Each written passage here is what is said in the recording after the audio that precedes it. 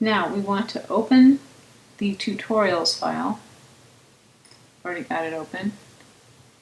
And we're going to import all of these files that we have been working on. So first let's go ahead and import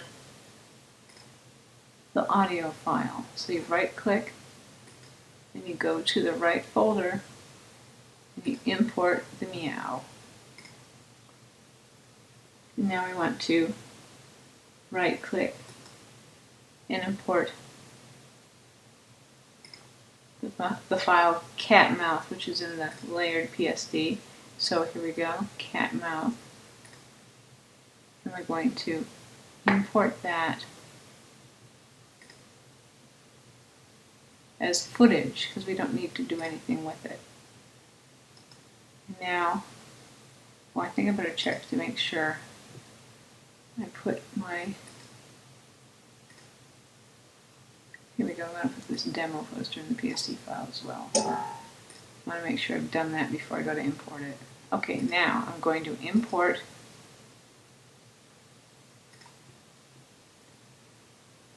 the split demo as well. So I've got my cat mouth already imported. I'm going to get my split demo.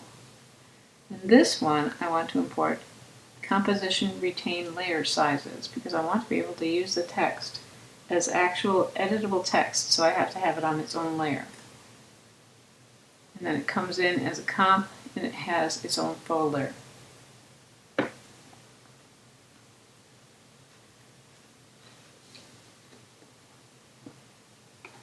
Now we're going to open up that comp.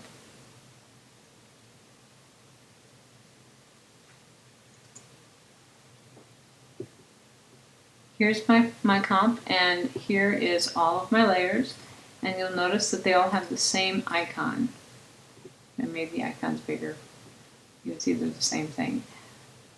What we want to do is we want to right click on the text layer, the meow layer, and convert to editable text.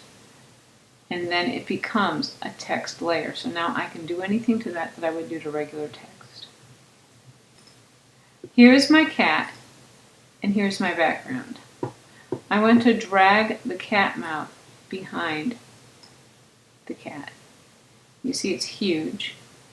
So we want to go ahead and change the scale, press S. We want to make it smaller so it fits behind the cat's face. And let's move it over. I'm going to use my arrow tool so I don't have to worry about moving the cat. So I get it just about where I want it. And now I'm going to unlock this constrained proportions. I'm going to make it wider so it fits behind there, and then I'm going to make it a little bit shorter so that I get a good look to it.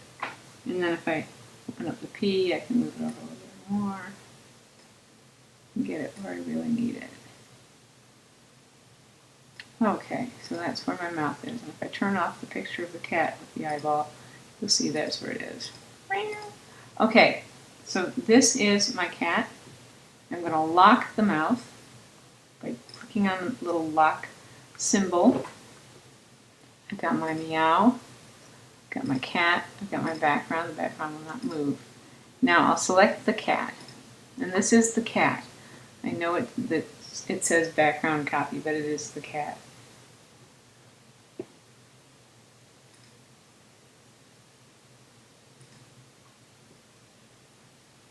So now this is the cat, and I want to go over to Effects and Presets, and I want to type the word split in the search right here.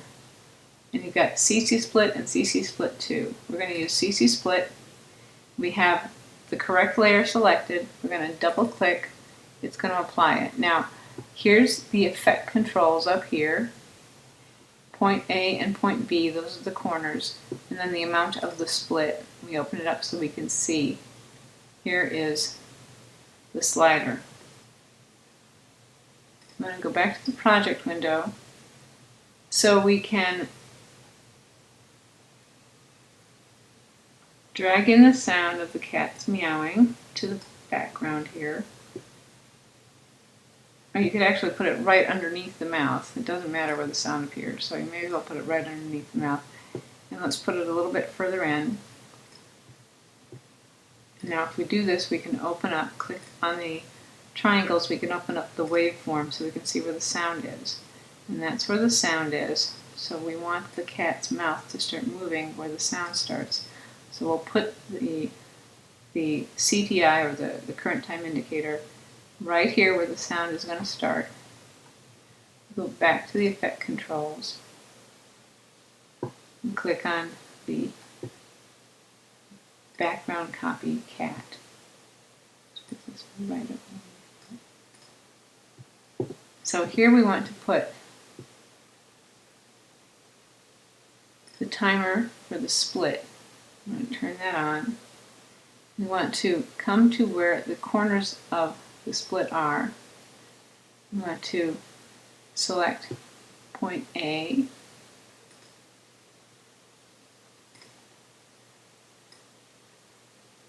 move it down there. I'm going to select point B and move it down there. I want to get it where the mouth corners are going to be. So right about there. Now, I want to move to where the sound starts getting louder. You can tell by the shape of the wave. And you want to make the split get wider.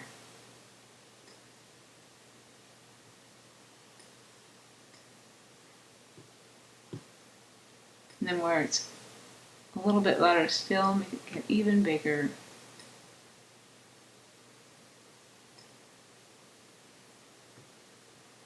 And then where it gets smaller again, and take it all the way down. Now I think I want to, at this point, I think the cat mouth, I want to move the position and the scale of the cat mouth a little bit to make the mouth appear better in there. So let's come back to here. The cat mouth is open. And let's make it a little bit narrower. So where the teeth show.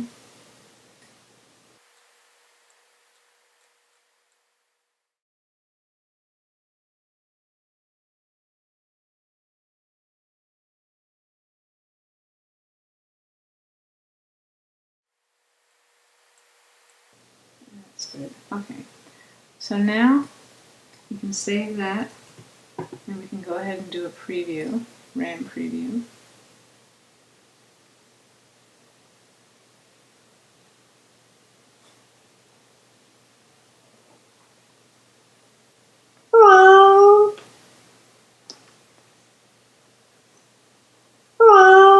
Okay, so that looks good. So we'll stop that preview.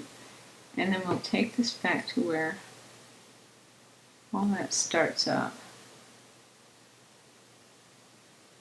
If we click here and click U, it'll show us where the keyframes are, so we can go to the first keyframe.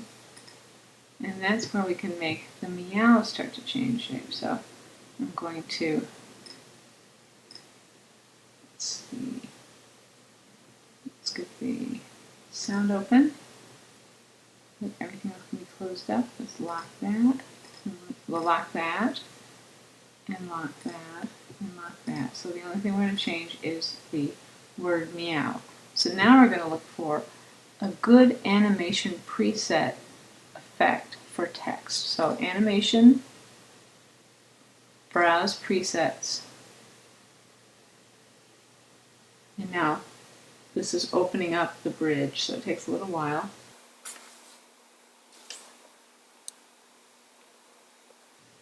We want to go to text,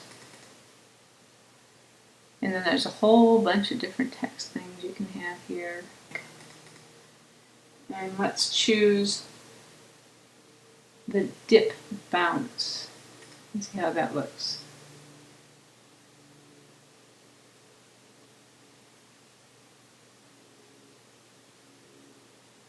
So that looks kind of fun. So double click that. And now the dip bounce has been applied to your meow. So let's press U to see what it shows for that. And you see it goes way far off. It's nowhere near where the sound ends. So we want the sound ending here. But we have to do this since these are arranged in a sort of a step fashion. We'll have to move them closer together, but in the step fashion. We'll have to be careful not to overlay them, because we want to have a general idea of the effect. We just don't want to have it changed entirely.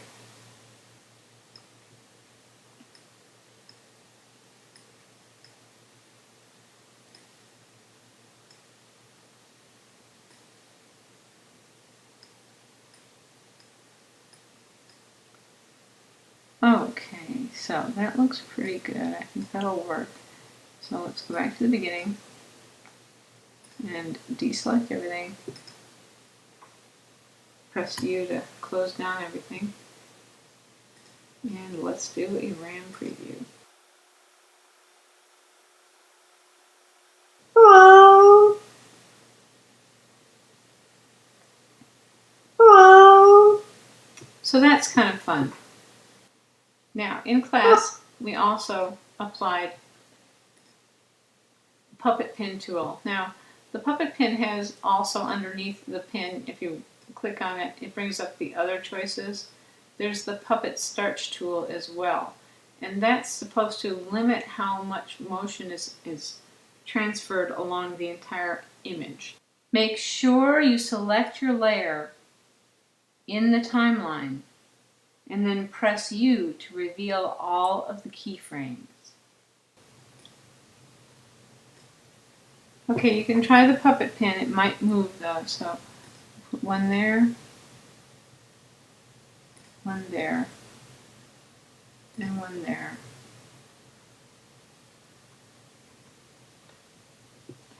And then let's try, I put one here and then put some starch around it. Good puppet starch and make sure that my mesh is showing. And then I'm going to spray here and here, and I have my amount set way up, so if your amount's set lower, you probably want to fix that. I don't want any of this to move.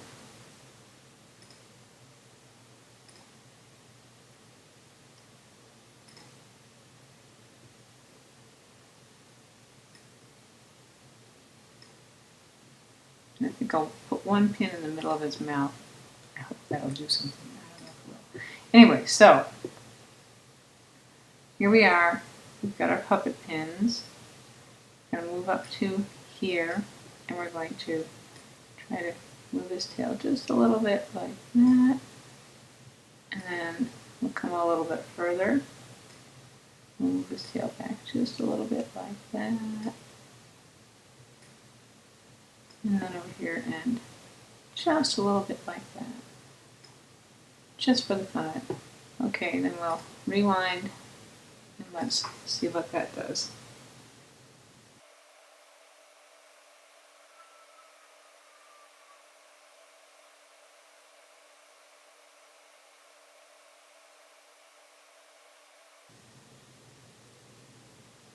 Hello. Hello. Hello. So there you have it.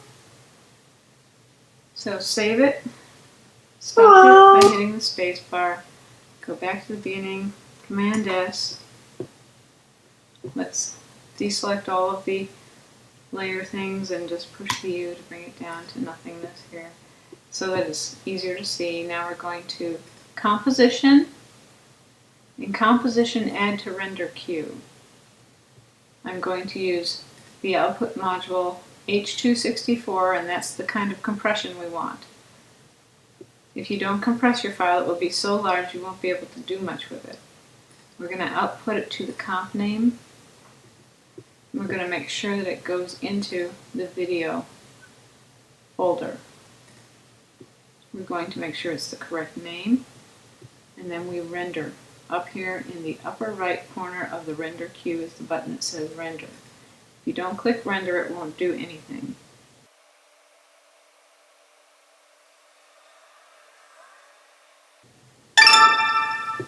And that is the end of that. So now we can go back to workplace, reset standard, yes. And here we are in the demo. And now we can file, save. Okay.